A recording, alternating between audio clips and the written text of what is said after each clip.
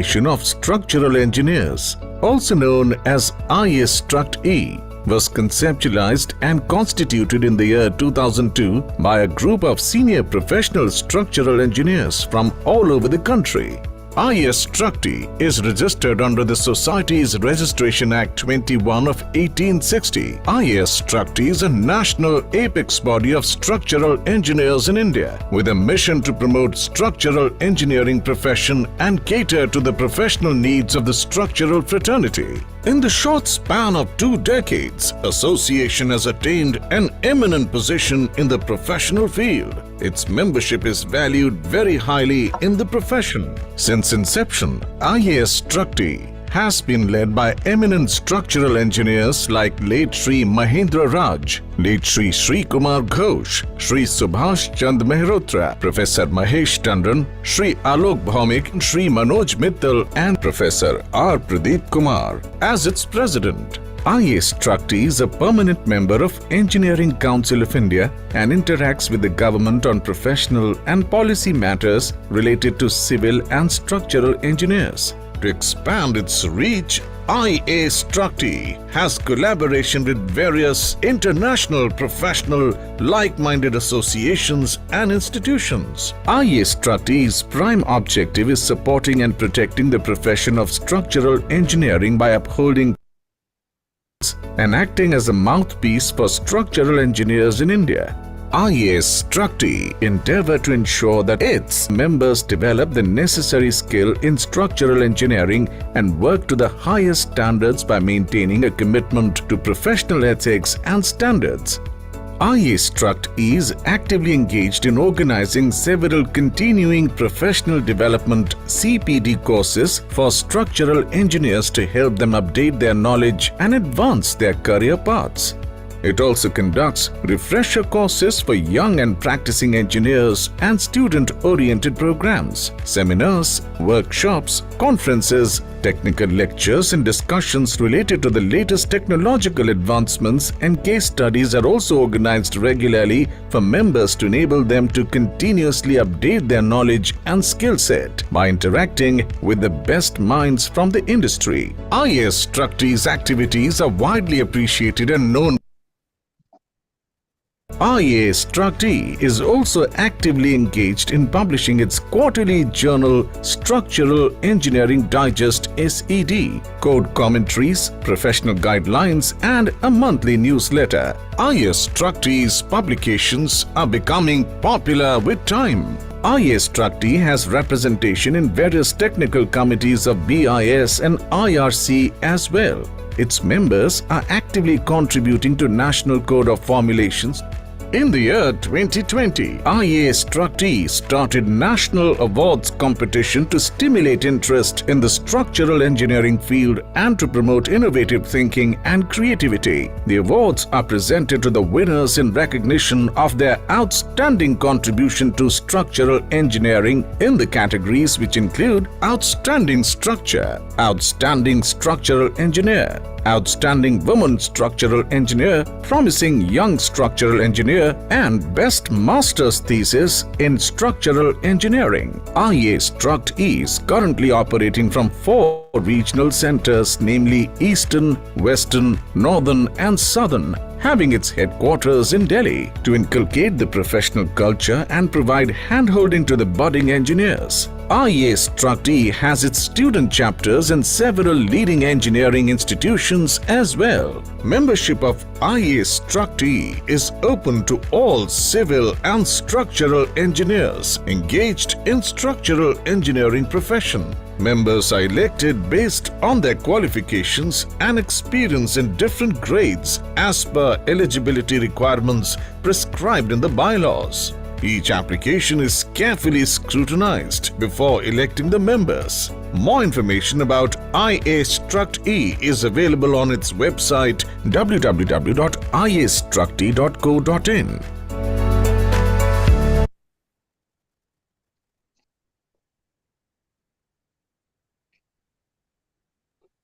Yeah, Dhawan sir, please continue. Hello, my voice is audible? Yes, sir. Dear friends, Merry Christmas and Happy New Year. Today's webinar is being conducted on a very important topic, the underground metro tunnel construction in urban areas with different scenarios and challenges. The speaker is Professor Ramanathan Athuraman. His brief CV, I'm just saying, he graduated in civil engineering from Madurai Kamraj University. Thereafter, he did his post-graduation in soil mechanics and foundation engineering from Guindy Engineering College. And he was first class first with gold medal. And thereafter, he obtained his PhD in soil dynamics from IIT Madras in May 2005. After his graduation, he started working in IIT Guwahati, where he worked for about 4 years. And then he joined IIT Delhi, where he was associated in teaching and research for about 16 years. And currently, he is working as professor in Department of Civil and Environmental Engineering, IIT Tirupati. He has been, he has already supervised 14 PhD theses and currently supervising 12 research scholars. Professor Athuraman is very active member of BIS for revising national building codes and other codes related to machine foundations and rock mechanics. A brief of topic.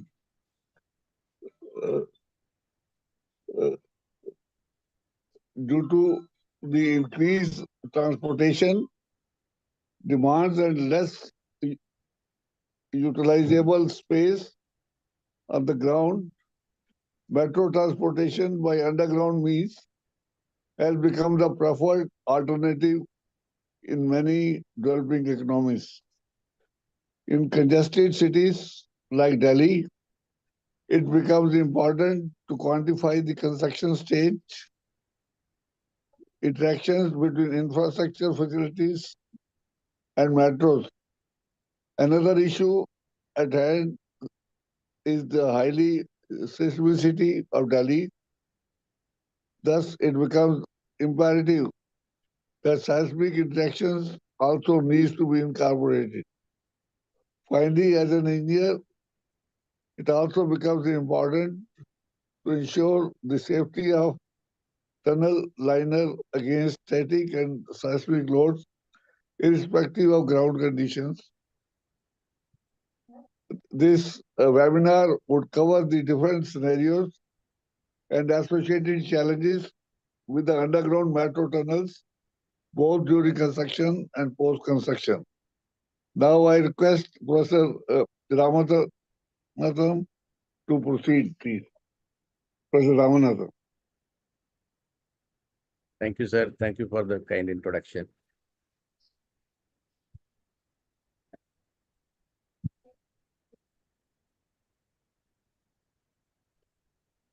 Is my slide visible, sir? Yes, sir.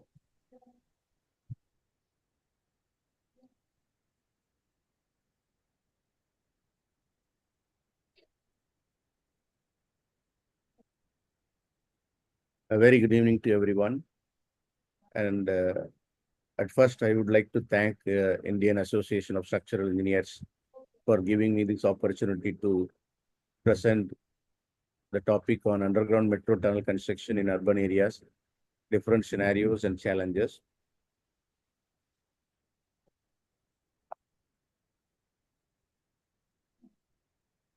We all know how the metro rail projects have become significantly an important mode of urban transport in today's scenario.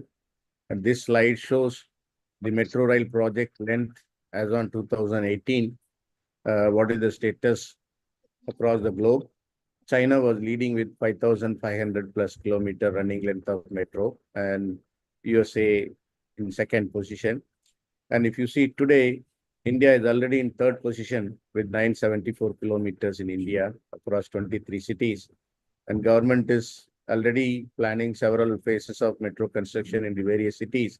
And I think in next 3 to 4 years, they are planning to reach the second in the world actually in the metro rail projects. So such a way, a large scale, the metro constructions are being executed in our country at present.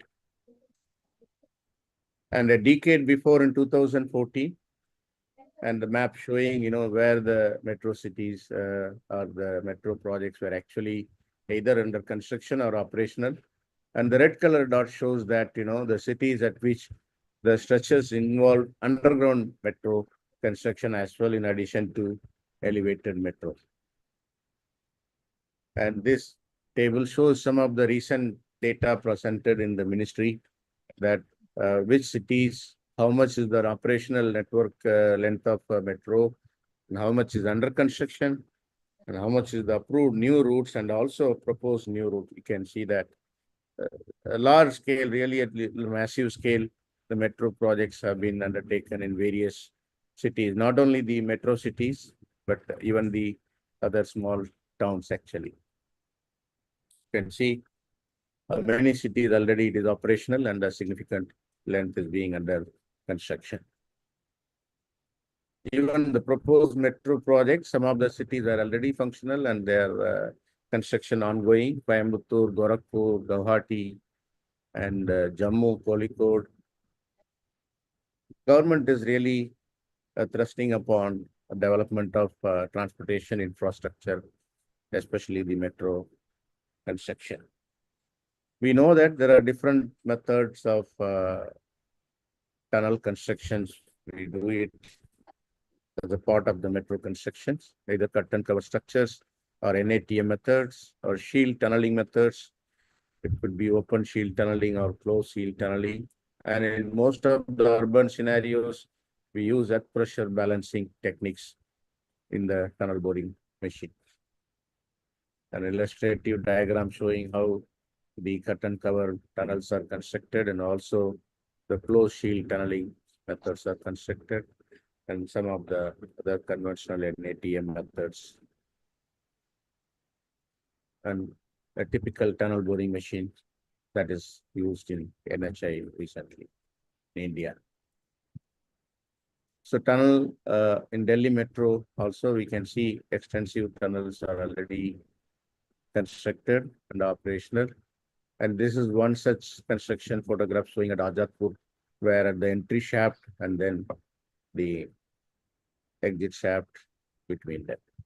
And we all know that very controlled monitoring is done during the tunneling, the compute control system, and the volume loss is the important critical parameters. And then this volume loss is kept minimal so that the damage to the existing structures during the tunneling is actually minimal. So that is one of the key design requirements to be fulfilled while constructing the underground metro tunnels. And why underground? Why not elevated? So we see that the typical alignment of the metro tunnel going and the densely populated building around it. Though the elevated viaduct is most economical one, faster in construction, and still because of the space adequacy, space availability is very less for the construction of the elevated corridor. So many cases we have to go underground. And when such underground tunnel is constructed and there are existing buildings around it, we need to ensure the safety of the buildings, existing above the metro tunnel construction using underground technique. And we should note that these buildings could be an RCC building or a masonry building, or it could be a heritage building. So we would have a wide range of categories of buildings, that are existing. And this is the another sectional view showing that how the underground metro tunnel construction happens, and above surface, what are the existing buildings that need to be taken care. Another important thing to note down is what is the geological or ground condition that we will be encountering during the underground construction of tunnels actually. So these are some of the cities where you can see that the geological conditions, what kind of formation happens, and similarly, what condition, whether the tunneling encountered soil as well as rock. And you can see mostly soil is encountered in the underground metro tunnel because this depth is typically shallow. But even within the shallow depth, there are cities in which the weathered rock conditions and soft rock conditions are encountered, especially in some stretches of Delhi and then Bangalore and Mumbai also. We have, significant basaltic rock formations were encountered, and of course in Vijayawada as well, actually. So this shows that a different TBM may have to be used, and we have different degree of deformation that can happen, and the volume loss could be different based on the ground conditions. Also, the seismicity of the region also should be taken into consideration because the greenfield conditions are going to be not valid moment we have an underground tunnels present. So therefore, your peak ground acceleration that we use for the design of the structural spectral acceleration has to be taken into account of the effect of these kind of buried structures in the ground actually. So therefore, the effect of seismicity on the response of the tunnel as well as the effect of presence of tunnel on the spectral acceleration both have to be looked into it while we design any structures in the influence of the presence of metro tunnels. So considering all these things, we may encounter the following scenarios actually. So when we construct the tunnel will interact with soil under static load. So we need to understand the tunnel soil interaction. We need to limit the volume loss, and we need to ensure the existing structures are safe during the construction of the tunnel itself actually. And metro tunnels would have naturally twin tunnel because two routes, upward and downward has to be taken care. So therefore, there could be possibly instruction of the second tunnel construction on the first tunnel. So that means the twin tunnel interaction also need to be understood. That too, even under static load, and seismic scenario is completely different. Then there are two types of problems we may encounter. They are classified into two. One is that the building is existing and a tunnel construction is in progress. In that case, due to tunneling, what is the effect to the existing building that we need to quantify? And the second type of problem is that the tunnel is now existing, and we know that once metros have been developed and a lot of traction happens close to the metro alignment because of the east mode of transport, and a lot of new development happen actually. So therefore, what would be the effect of new construction activities on the existing tunnel and their safety? This also an imperative problem to be addressed down the line when we have many metros become functional actually. And of course, the fourth one is the seismic interaction. So we are trying to cover some of the aspects of all these interactions in today's lecture. Primarily, the first and the third problem that I would be focusing significantly in today's presentation actually, though all of them are important. The first one is type 1 problem where the metro tunnel is being constructed, and during the construction, there will be volume loss. As a result, there will be the settlement trough. And when this settlement happens, if any existing building close to the vicinity of the settlement trough, they are going to undergo a differential settlement actually, and which we need to quantify. And then the total volume loss has several components: face loss, seal loss, tail loss, all those loss put together, it is quantified as a total volume loss actually. And this total volume loss dictates what is the maximum settlement and what is the shape of the settlement trough and all those parameters. So therefore, we need to limit the volume loss component as a critical parameter.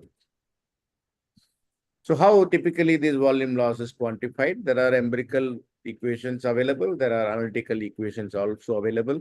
We can also quantify using the numerical techniques actually. So this is one such empirical formula which is quantified the settlement of the soil due to the volume loss. Both are directly proportional. And you can see that the maximum settlement is more at the crown of the tunnel, obviously. And as the distance increases away from the tunnel, we can see that the settlement is dying down. So now any building which is lying within this settlement trough, they are going to undergo a settlement. Now you can see that that settlement is a differential settlement as well. At some location, you have more settlement.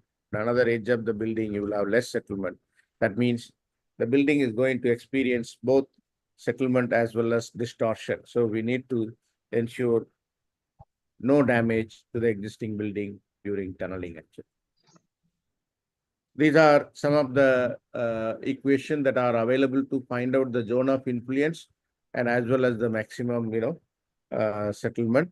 And these are used to find out the settlement trough width, and based on which we have to decide whether the building is coming in the zone of influence, and accordingly their damage assessment have to be performed or not. So based on that, normally this kind of damage assessment is done in the practice in today's scenario.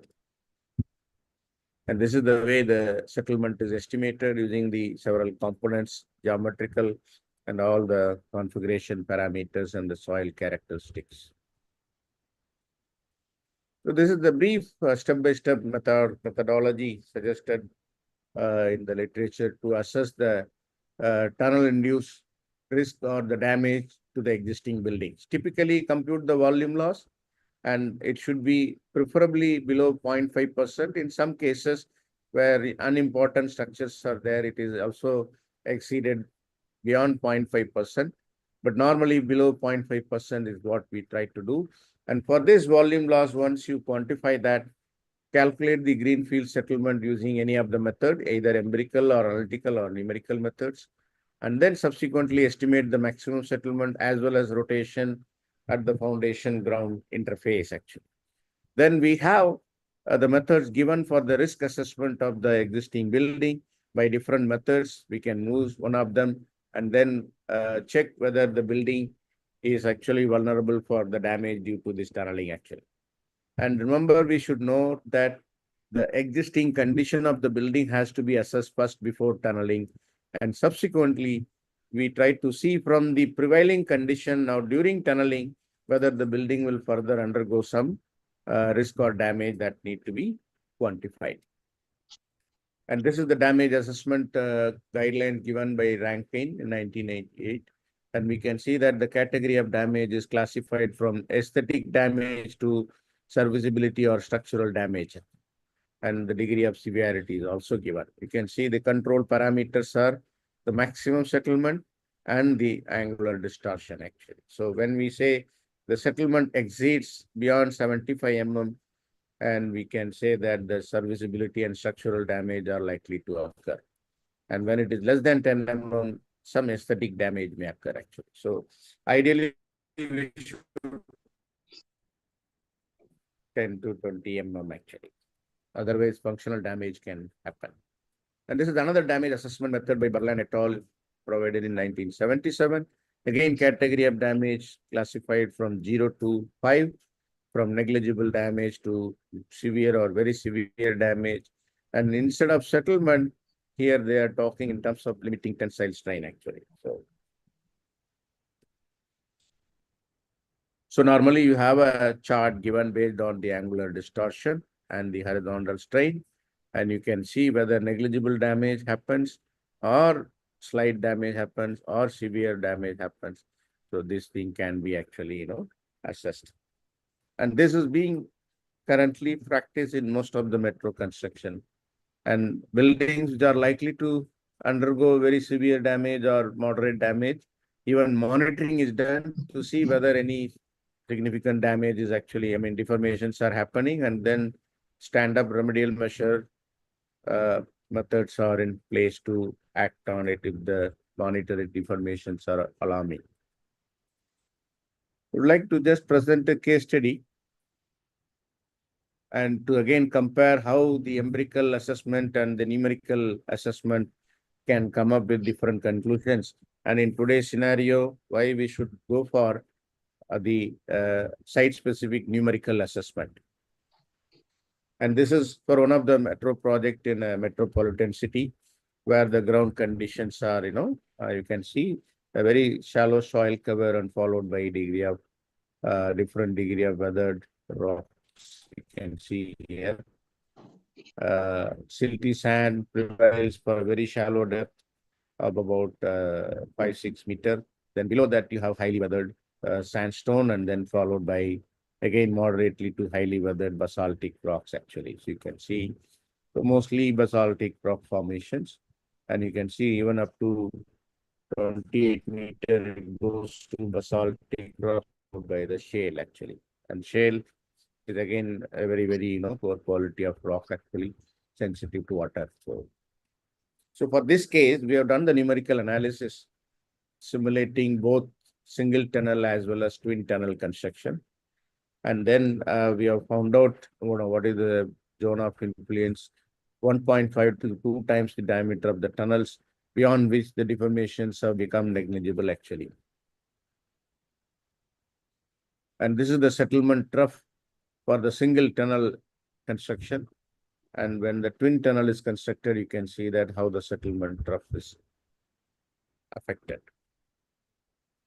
The main comparison that I would like to, have an attention from all of you, that tunnel drive T1 and tunnel drive T2, and we have assessed the possible damage potential of the buildings, number of buildings that is likely to have an aesthetic damage according to analytical methods is one, and by numerical analysis also is coming out to be one actually.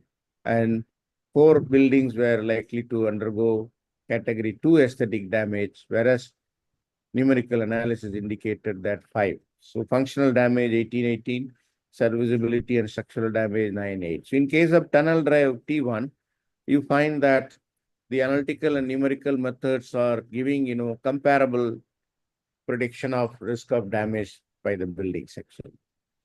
Whereas in T2, you can see category 2 aesthetic damage, 13 buildings were expected according to analytical methods, whereas the numerical analysis has only indicated that 2 buildings are likely to undergo. And the functional damage, 36 buildings versus 14 buildings.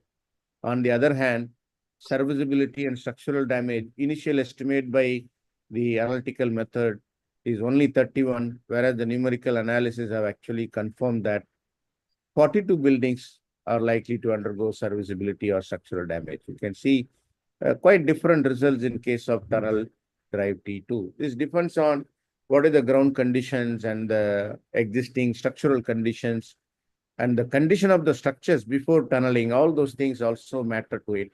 But by and large, it is the conclusion what we can have is that always better to do a site-specific finite element analysis, which can actually model the actual layered ground conditions, whereas analytical method, we may have to make an idealized ground conditions with homogeneous parameters. Definitely, it is nowhere close to the reality. So it is always suggested and recommended to have a site-specific finite element analysis, which is very much doable in today's scenario. Most of the designers have the softwares available with them, so we can conveniently perform this actually. And even the pile foundations existing close to the tunneling is likely to experience the, a lot of lateral deflection close to the tunnel. We know that normally the deflection of the pile is at the top due to load actually, but you can see in this case, the tunnel is here at the tunneling location. You can see that, the deflection is coming out to be more. Nowadays, even structural engineers try to optimize the reinforcement in the laterally loaded pile, try to provide more reinforcement at the pile top and minimizing the reinforcement towards the end. But you can see if you have a tunnel construction happening and if your lower portion of the pile has nominal reinforcement, then that may not be adequate to take care the deflection and bending moment that is likely to happen. And this is the second problem, where effect of foundation loading on existing tunnel, which assumes that the tunnels are existing now, but new construction and excavation activities are happening close to that. And this problem internationally was not investigated significantly. And a decade before we started in 2010-11, and last 15 years, we have been working on this. And more than 4 or 5 PhD scholars have completed the work, and we are in the process of coming up with some design guideline actually. We can see that typically a shallow foundation zone of influence is very shallow and the tunnel depth is, about 10 to 30 meters. They may not interact, but in today's scenario, we go for 2 to 3 basement, very common. And recently in Ahmedabad, even 5 basements already executed. You can understand the basement depth will go to 13 to 15 meter or 20 meter. And where the underground new metro tunnel station are constructed, the depth of the station building even goes to 30, 40 meter, where definitely it is going to interact with the existing tunnel. So the effect of deep excavation on the existing tunnel, and subsequently, if you build a multi-story building like this, so then the effect of tall buildings on the existing tunnel are required to be definitely studied in the future, when we have a responsibility to ensure that the tunnel constructed are also safe due to the new construction, which are likely to develop close to the existing tunnels. And for this, we initially started with some laboratory scale studies, model studies to understand their behavior, in which we model the prototype RCC tunnel lining with the help of a HDPE pipe tunnel lining. And of course, in Delhi, silt is the soil condition. Of course, some regions have Yamuna sand as well. So we have taken Yamuna sand initially. Later on, we perform studies with Delhi silt as well. And we, basement raft and the retaining wall, they are typically RCC, but in the model, we have modeled with steel.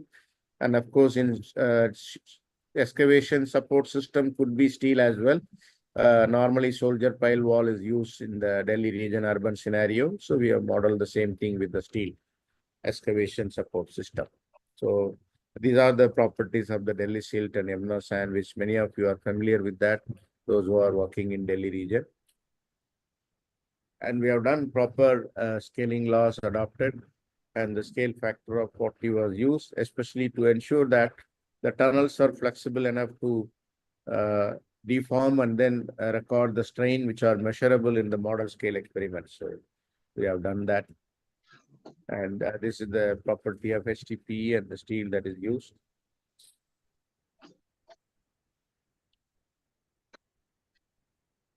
The basement raft dimensions were designed for the kind of prototype depth of basement of 11 meters. So we have actually designed the RCC basement retaining wall and the basement raft thickness, everything structurally designed for 11-meter depth of excavation.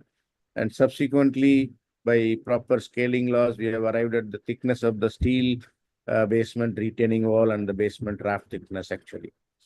And they have been casted here.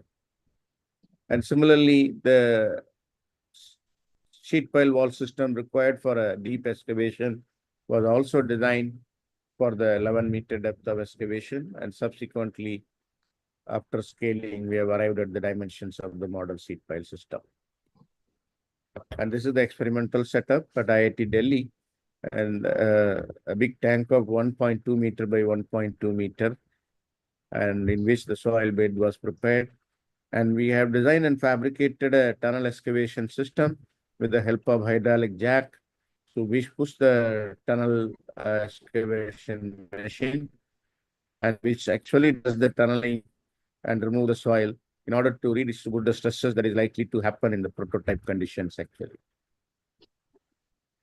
And the tunnel lining, HDPE lining, was instrumented with the strain gauges in order to measure the deformation as well as the strain in the lining. And the data logger is used to record the strain readings based on which we obtain the strain as well as calculated the deformations. As I mentioned, the excavation is done by the jacking and sampling technique. And this is the sampler and the jack which push the sampler into the tunnel and then make an excavation. Actually, this is the way it looks. And there are connecting rods whenever this has the specific length. So once it pushes that, then it is removed, soil is removed to reach the longer length. So we had a connecting rods also connected to the excavation system. The soil bed has been homogeneously prepared at the 60% relative density, because in Delhi, the typical N value and the corresponding relative density is quantified as 60% based on a lot of field bore log data. And the same density has been simulated in the laboratory experiments. These are some of the results that we obtained. The strain variation with the Y by dm ratio. Y by dm means it is along the length of the tunnel, it shows what is the deformation. And 0 means this 0 is the center line of the raft loading. And that means where there is a loading, the strain is maximum in the lining. And as the tunnel is moving away from the center line of the loading, then the strain becomes negligible. The same trend is observed at the crown, invert, and the springing lines. And springing line tend to show a negative strain, whereas the crown and invert tend to show a positive strain. Here, the positive strain is the tension, and the negative strain is the compression, actually. And this shows the strain, maximum strain that we obtain for the respective construction stage. The construction stage means basically the raft excavation, and subsequently the number of story increases, the loading increases. As the load increases, the construction stage increases. You can see as the load increases, that means the number of floor that we construct that increases, then the strain in the lining also increases actually. And in this case, in the model experiment and the geometry that we tested, the crown was experiencing more deformation compared to the other locations. So we know that 1G model test carried out in the lab cannot be providing the reality because it has a serious scale effect, especially the field confining stresses are not simulated in the 1G model experiment. So therefore, we just validated the numerical analysis using the experimental data that we have obtained, and subsequently using the validated numerical method, we have done the analysis for prototype dimensions. So initially we carried out the analysis for the model scale dimensions in order to validate the numerical analysis procedure.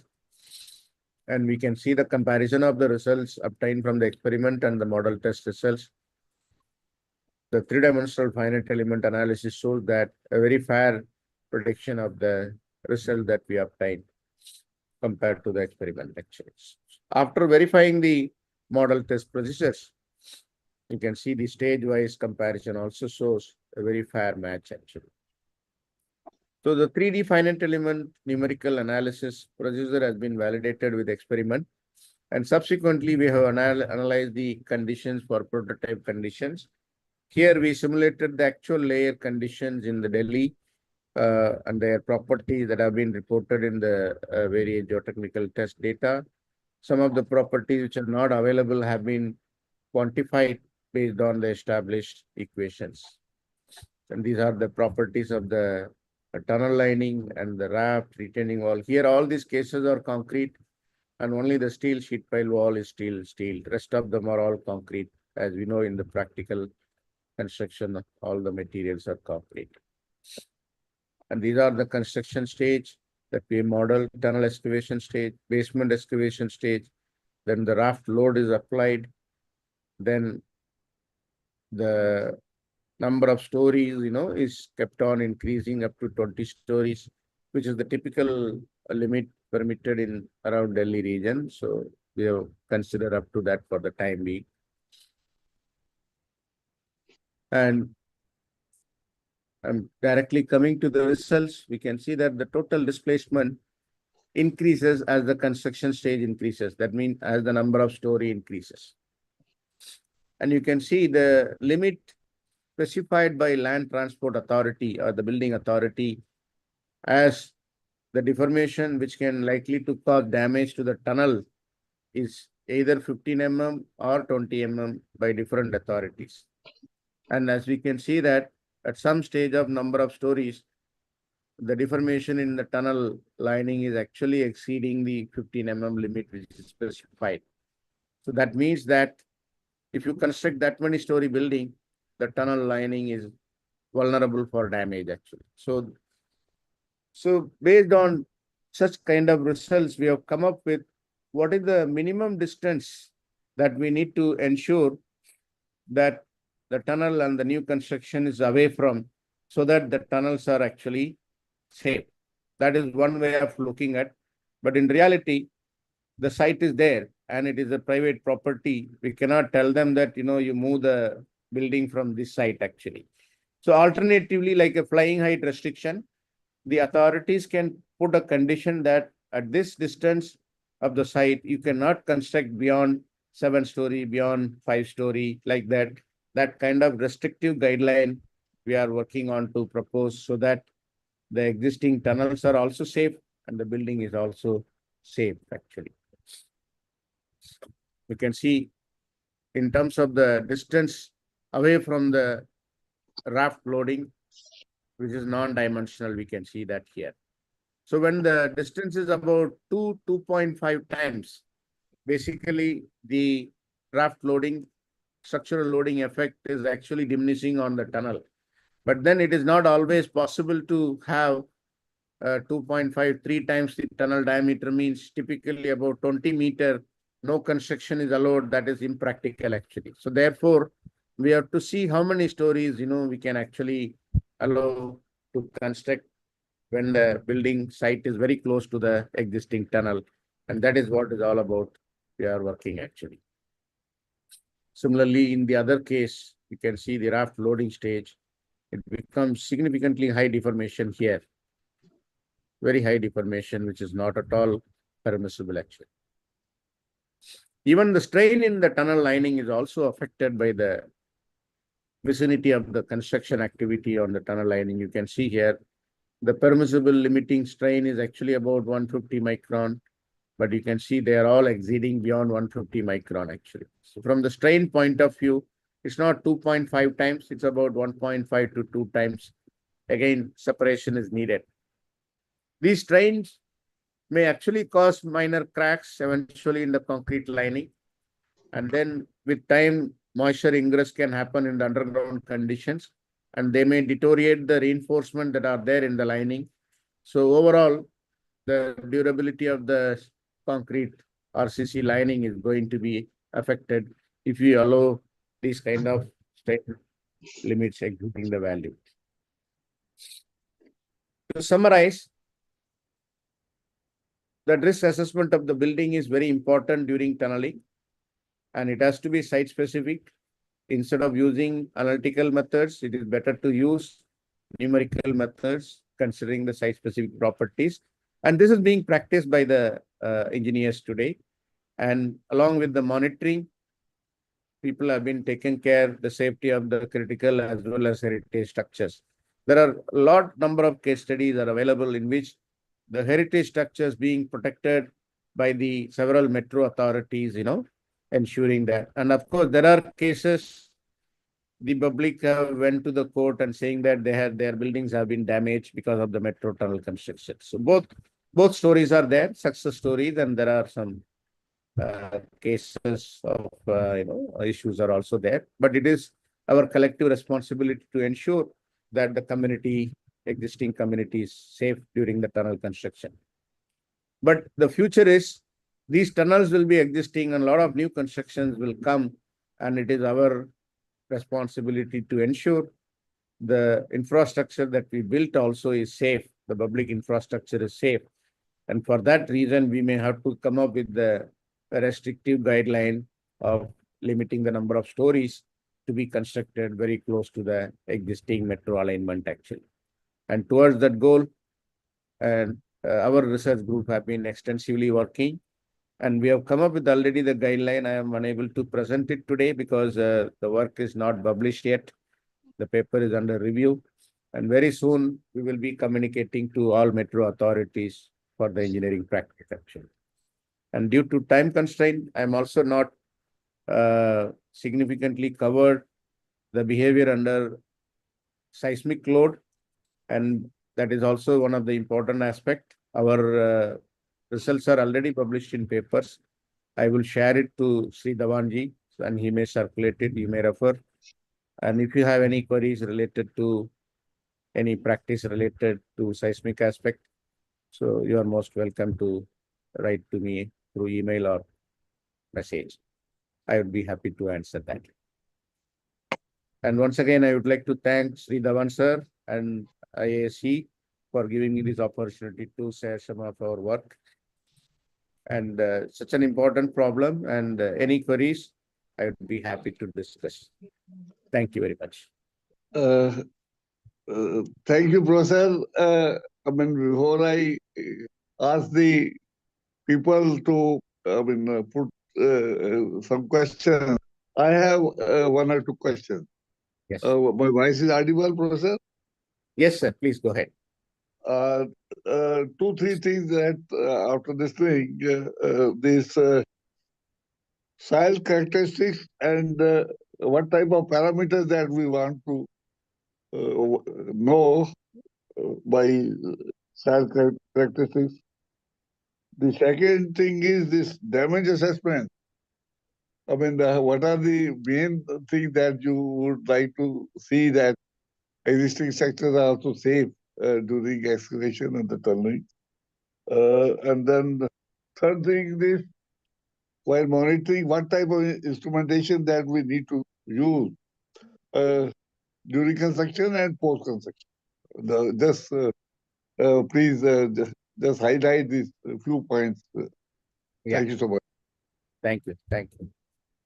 The first question is the ground properties. When you want to even use the analytical methods, so we need to have the Young's modulus of the soil and all. So normally in a conventional soil investigation report, so they will recommend based on the SPTN value or the SCPT data.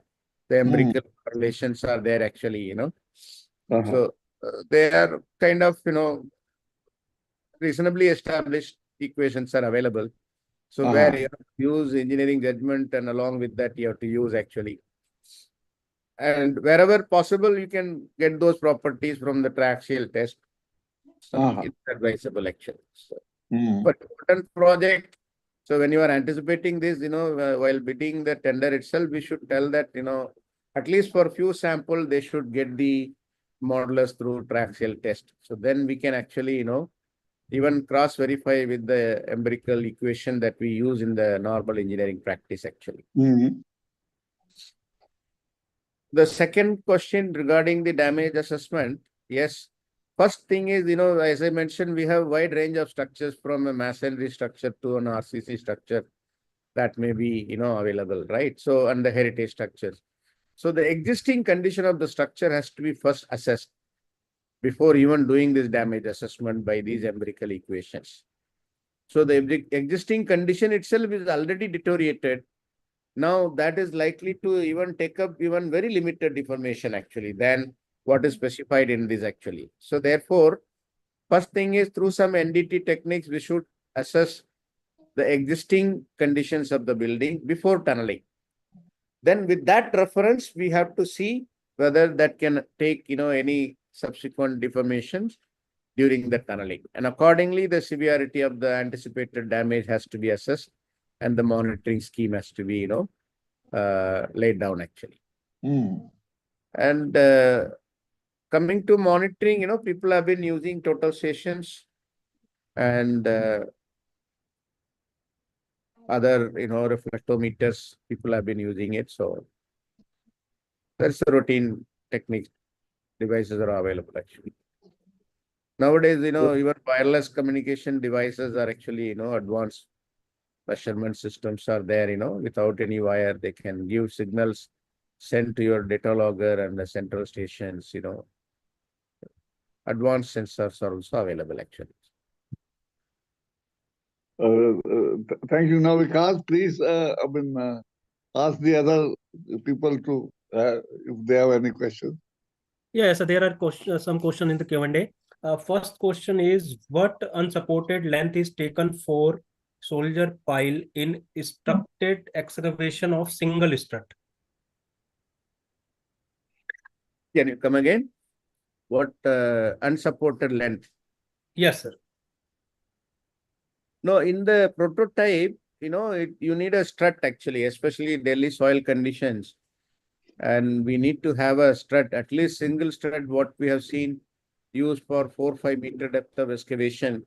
Whereas the 12 meter, 11 meter depth of excavation, what we had considered For that, normally 3 levels of strut is required in practice actually. But in model experiment, the total depth of excavation after scaling 11 meter has become hardly 300, 400 mm excavation. It's a 1 feet actually.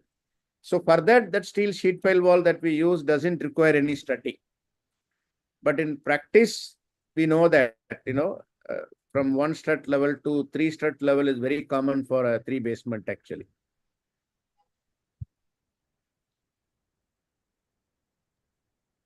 Yes, sir. Another question is what output of TBM per day after day across India drastically reducing 5 meter per day? Yeah, I mean, see, this is all, if you have a very good prediction beforehand and good monitoring system, then you will be able to go a little faster than what our colleague has said actually. But the problem is our quality of investigation in the beginning. I mean, the geotechnical investigation, and based on which the quality of damage assessment sometime, and then we end up having some unanticipated things happening, then which actually force us to slow down the TBM rate actually. So I think I would put it this way: if we have a very good sound geotechnical investigation data, and through a numerical analysis, you have done the damage assessment with the site-specific parameters, and supported with a very good monitoring system, definitely we can go for much faster rate of TBM achievement actually. Yes, sir. Another question is from Mr. Ashish Jindal. Can we consider higher surcharge during designs than avoiding restricting future construction as land is becoming scarce and we are taking about design life of 100 years?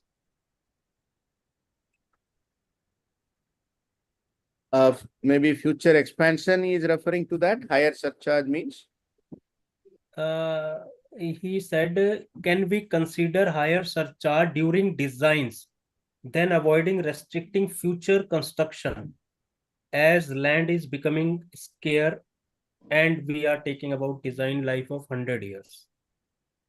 Yeah, but thing is, probably is referring to during tunneling taking higher surcharge so that this tunnel will take care of that. But I think problem is the reversal of the loading actually. See, you may have higher surcharge during the tunneling, but then that is only a hypothetical surcharge. But then when after the tunnel is constructed, first thing is the basement, we do excavation, that is unloading. Then subsequently we loading. So the tunnel lining experiences, the reversal of deformation. That means initially the crown is experiencing tension. Subsequently, when the loading happens, it compression. Such kind of cyclic deformation is going to also cause a fatigue, issues actually. So therefore, that may not solve the purpose, I hope so. So we have to simulate the realistic scenarios actually. Okay, sir. Next question is, shall we provide expansion joint in underground structures? Currently, the lining that is used also is a segmental lining. There are joints actually. Even we have simulated the joint modeling in the software itself. Even then, it is experiencing a deformation. Okay, sir. Ms. Tanuja Singh asked 2 questions. First is, kindly clarify distance of 2.5 times is clear distance between edge of tunnel and edge of raft. Yeah. And secondly, if distance is inadequate, what is alternative second pile or any other alternative? Yeah. First is that it is between the clear distance between the, the raft edge and the tunnel edge actually. That is first thing. And the second thing is, in case such distance is not available, the only way is, as I mentioned, we have to restrict the number of stories in the building actually. So that due to that, the deformation in the tunnel lining is limited to 15 or 20 mm. Okay, sir. So Mr. because Gaurav, putting a steel pile wall and other things, I don't think how much it's going to help actually. So we need to work on that. That's one of the suggestion I would say. Whatever he's asking, we will work on that. Because putting another stiff element, will it absorb the deformation? We will have to see that actually. Yeah, thank you, sir. Mr. Gaurav Vijay asked, any case study for seismic effect on underground tunnels? Case study, we have done it for Delhi Metro itself, and we have published for earthquake response of tunnels, and also even tunnel in liquefiable soil, how they will be behaving. So we have 2 papers published on that actually. So considering Delhi Metro property itself, we have published actually. So Okay, sir. Mr. Brendra Lama asked, did you find any serious case regarding deviate in value of numerical and PE analysis? Sorry, FE analysis. FE analysis. Can you read again? Did you find any serious case regarding deviate in value of numerical and FE analysis? Yes, because even in the case study that I presented, there is a huge deviation between the analytical and numerical analysis. And I think how much we rely on the numerical analysis, that question will always be there. That depends on how good your input properties. That's very, very important actually. Your input properties should be reliably, obtained actually. I think I'm seeing the chat box, and one of the colleague also has asked, how much we can trust the FE analysis, right? Because the main thing is the engineering property that we use as an input actually.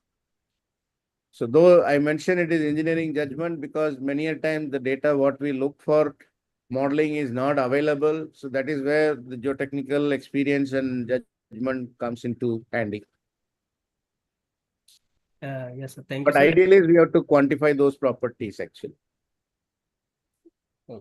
Mr. Pankaj asked, how many stories building is allowed to build over existing tunnel if there is pile foundation for building? Along with pile, it's a different problem. I have not presented today, right? And Okay. but we have done an analysis on effect of pile supported building as well actually.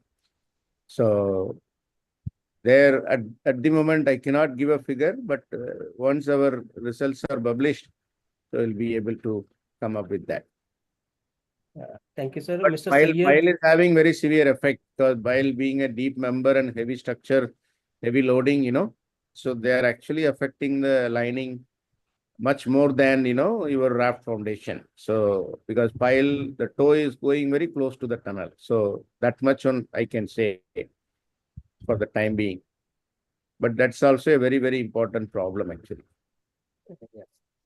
So Mr. Sayyed asked, if there are cavity observed during soil investigation, then what methodology shall be adopted for improving the ground? People do grout to fill the voids. Because cavity very rarely encountered, but then if they are there, normally you can fill the void with the grout. There are different kinds of grouts are available actually. Okay, thank you, sir. Environment friendly grout. What I mean, nowadays environment friendly grouts are also coming. So you can actually fill with that, so that there is no contamination of the groundwater or soil actually. Mr. Shekhar asked, in urban areas, in most of the cases, the site investigation is done away from the tunnel alignments due to existing structures. How to overcome these shortcomings while doing tunneling?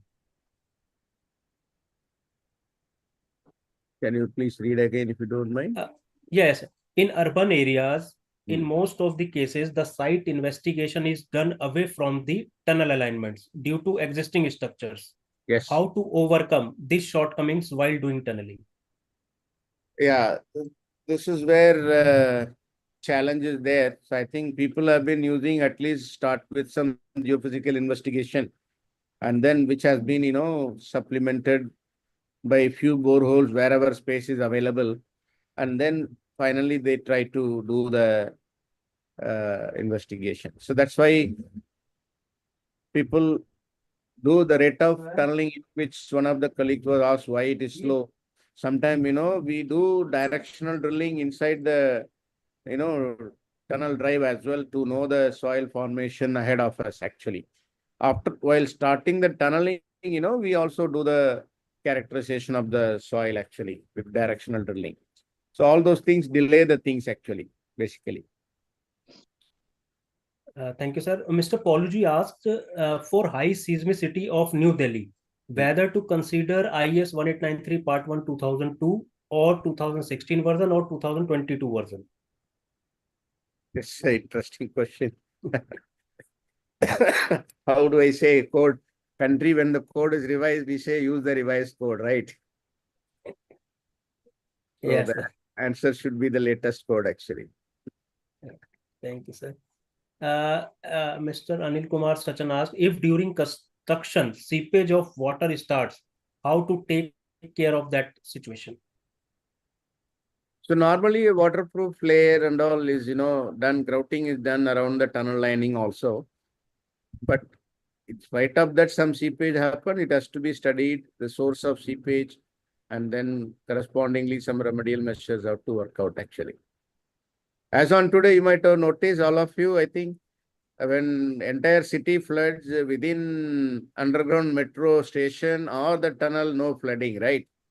I think the one significant part of the underground metro tunnel construction is handling the water. The drain system is superbly designed so that the underground metro stations are not flooded actually. Okay, thank you, It's sir. one of the important aspect and it is taken care. Yes. Sir, Professor Mahesh Tandon sir asked, please give references of your two papers concerning DMRC. Yeah, sure. I will share it with Yeah. Davanji, then he can circulate to all of you. Okay, sir. Thank you, sir. Mr. Manish Kumar asked, are we using LTA Singapore guidelines for the Indian project in damage assessment? And how much is it relevant to Indian conditions? If any other guidelines, please advise. So actually see, DMRC has some very vague guideline when I talk to them. Because first, right now they are focusing in, creation of tunnel infrastructure. I think very soon they'll come up with looking into the safety of the. Right now they use a very strict guideline of 1D. This is what I was told actually. 1D spacing between the new construction and the tunnel, they actually kind of restrict, but that is not kind of, practically advisable, but they want to be too safe.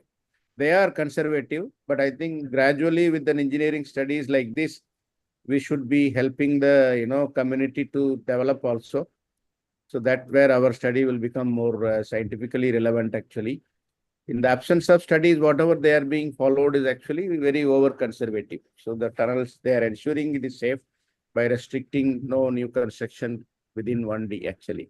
So, but yes, so down the line, it is going to become that.